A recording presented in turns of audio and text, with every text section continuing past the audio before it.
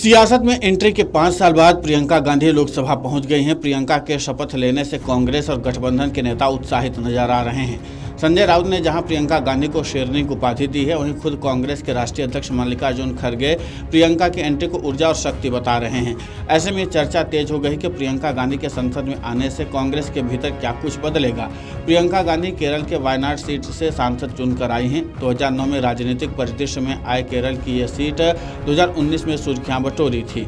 2019 में यहां से राहुल गांधी जीतकर संसद पहुंचे थे। 2024 में भी राहुल गांधी को यहां से जीत मिली, लेकिन रायबरेली से जीत जाने की वजह से राहुल गांधी ने यह सीट छोड़ दी थी। इसके बाद राहुल ने प्रियंका को वायनाड सीट की कमान सौंपी। 2019 में प्रियंका गांधी सक्रिय राजनीति में आई थी। उन्हें तब संगठन में भेज दिया गया था। 2022 तक प्रियंका उत्तर प्रदेश के प्रभारी रहीं, लेकिन उनके नेतृत्व में भी कांग्रेस यूपी में कुछ खास नहीं कर पाई।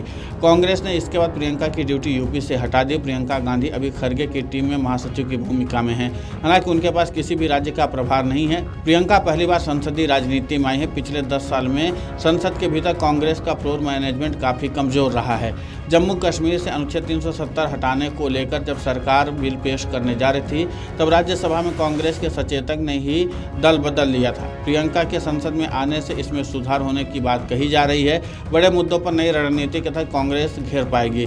99 सांसद वाली कांग्रेस मुख्य विपक्ष की भूमिका में है। फ्लोर मैनेजमेंट के लिए सहयोगियों को साधना भी उसी की जिम्मेदारी है। 2024 के चुनाव के बाद स्पीकर चुनाव के वक्त भी कांग्रेस फ्लोर मैनेजमेंट नहीं कर पाई थी। उस वक्त कांग्रेस के रवैये से तृणमूल कांग्रेस नाराज हो गई थी। कांग्रेस के पास हिंदी भाषी वक्ता 2024 के लोकसभा चुनाव में कांग्रेस ने उत्तर भारत की 1.5 दर्जन सीटों पर जीत हासिल की है, लेकिन ऐसा कोई नहीं है जिसका भाषण पूरे हिंदी बेल्ट में पसंद किया जाता हो।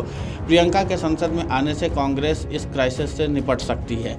नेता प्रतिपक्ष के पद पर होने की वजह से राहुल गांधी को अंग्रेजी और हिंदी दोनों ही भाषाओं में बोलना पड़ता है। प्रियंका के आने से ये दुविधा भी खत्म होगी। प्रियंका मजबूती से अपनी बात रखने के लिए जानी जाती हैं। ऐसे में संसद में उनका भाषण कांग्रेस के लिए फायदेमंद साबित हो सकता है। कहा जा रहा है कि प्रियंका मुख्य तौर पर महिलाओं के मुद्दे पर ज़्यादा फोकस कर सकती हैं। मल्लिकार्जुन खड़गे के एक बयान से इसके संकेत भी मिले हैं। खड़गे ने कहा कि प्रियंका महिलाओं की मजबूत आवाज़ हैं। लोकसभा के बाद देश की सियासत में महिलाएं मुख्य धुरी बनकर उभरी हैं। झारखंड और महाराष्ट्र जैसे चुनाव के नतीजे बदलने में महिलाएं एक्स फैक्टर साबित हुई हैं। संसद में प्रियंका गांधी के आने से कांग्रेस को एक फायदा गठबंधन के सहयोगियों को साधने में भी होगा। यूपी के अखिलेश यादव से लेकर अन्य नेताओं से उनकी सियासी ताल्लुकात अच्छे हैं। पर्दे के पीछे से गठबंधन में प्रियंका कई बार बड़ी भूमिका निभा चुकी हैं। संसद में प्रियंका के आने से अब सहयोगी दलों के नेता सीधे उन्हीं से बात करना चाहेंगे। पहले ये वैक्यूम बना हुआ था। यही वजह है कि कांग्रेस नेताओं के साथ साथ सहयोगी दलों के नेता भी प्रियंका के संसद में आने से उत्साहित हैं। संजय राउत ने प्रियंका गांधी को शेरनी की संज्ञा दी है। सपा की डिम्पल यादव भी संसद के भीतर प्रियंका को बधाई देती नजर आई थी। वहीं प्रियंका के रोल में हुए इस बदलाव का असर उन नेताओं पर पड़ेगा जो अभी ये काम देख रहे हैं। वर्तमान में फ्लोर मैनेजमेंट से लेकर सहयोगियों को साधने तक की जिम्मेदारी केसी वेणुगोपाल पर है।